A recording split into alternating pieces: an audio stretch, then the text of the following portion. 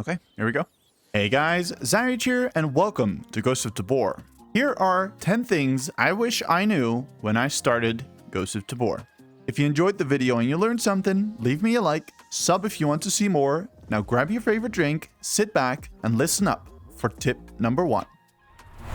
Your in-game mic is on by default. You can change this in the settings under audio and then microphone. Set that to muted. Don't hot mic in raid. People can hear you from quite far away. So to toggle your mic in-game, you bring your hand to your chin and you press the A button or whatever button makes that light go from red to green for you. It indicates that your in-game mic is turned on. The in-game mic has its place in the game, but that place is not giving away your position because you sneezed while you were sneaking up on an opponent. Tip number 2, keep track of your vitals. You don't want to take damage from your food or water while you're in a firefight or when you're trying to sneak up or ambush someone. The hunger and thirst noises will give away your position, and especially once you start taking damage, your character will make a lot of noise. As for your stamina, keep an eye on it while you're traveling and try to keep it at about a third or above at all times. This can save you when you start taking fire, as without stamina, you're very slow and basically a sitting duck. Tip number 3, how to eat and drink correctly. Now, this might sound stupid, but there's a correct way to eat the food and drink the water in Ghosts of Tabor. There are different foods, most of them will dehydrate you. So if you can, use a spoon, as this will greatly reduce the dehydration from that food. Then, there are cans of peaches and tangerines. These give you both food and water if you eat them from the can, so don't use the spoon. I recommend buying tangies and bringing 1 or 2 into each raid if you're going kitted, so you're not dependent on finding any food and water in the raid. As for drinking, don't tilt the bottle like you would IRL. Hold it straight up, bring it to your mouth, and you'll hear a drinking sound. If you tilt the bottle, you're wasting water by pouring it out. Tip number 4, bring a backpack. Unless you're doing a naked raid, which usually ends up in dying, always bring a backpack. If you find good loot, you don't want to carry it around in your hands. Instead, you want both hands on your gun, ready to fire at the person cresting the hill in front of you. Little quick bonus tip there, have your gun in your hands. While you're running around, I see people with their gun on their belt very often. I have mine in my hands 90% of the time, and I'm the one standing after the gunfight, or should I say, turkey shoot. Tip number 5, do a gear check before going in. Make sure all your gear is completely ready before you search for the raid, as you don't want to be doing this once you're in raid.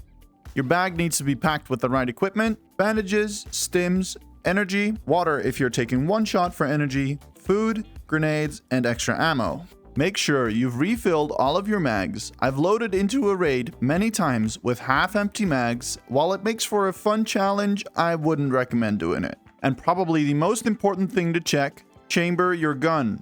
Also do this while you're in raid, because you don't want to hear a before being sent to the end of raid screen. Tip number 6, use the right grips. They are different, from the worst to the best. The Chris grip, FSG angled grip, the Halo Mini, Combat Grip, the Zenit RK6, the Fortis Shift, and the Zenit RK Angled Grip. The canted grip, you can flip the side on this one by using the trigger. I don't bother using anything worse than the Halo Mini early wipe. You can find this grip everywhere, so there's no excuse not to run one. That one reduces the recoil by 35%, making you much more lethal at longer ranges. Once you've done a couple volts, or you got lucky on filing cabinets or loot boxes, run the best grips you can. The Fortis and Canted Grip, whichever one you prefer, they reduce recoil by 50 and 52%, which is massive. Let me show you the difference using the correct grip makes compared to no grip, the Chris grip, and the Zenit Angled Grip, the best grip in the game.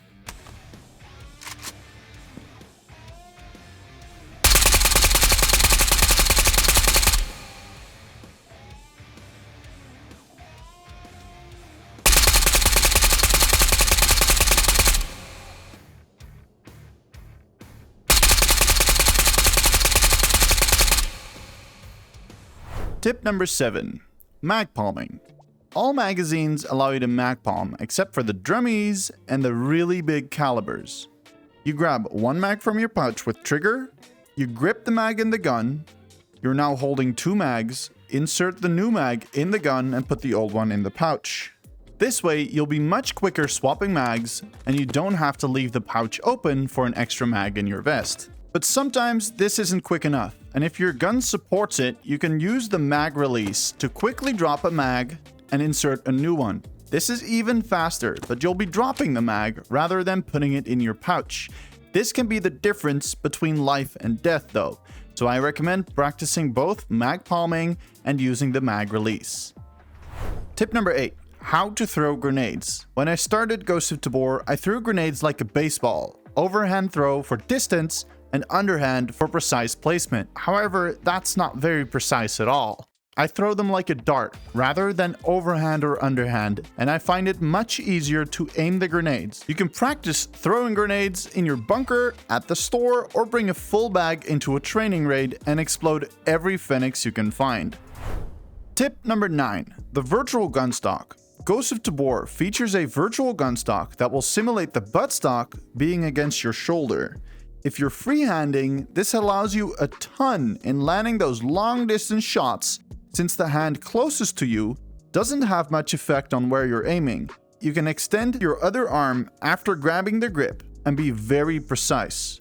Getting good aim comes with practice, and I recommend you warm up every session of Ghost of Tabor, either in a gun range, the tutorial area, or a training raid, and practice with the guns that you'll be using. Tip number 10. Trust no one. Seriously, no one. The amount of times I heard a kid go, "Please don't shoot me, I'm friendly," who then comes around the corner with their gun up, ready to blast you in the face, I've lost count.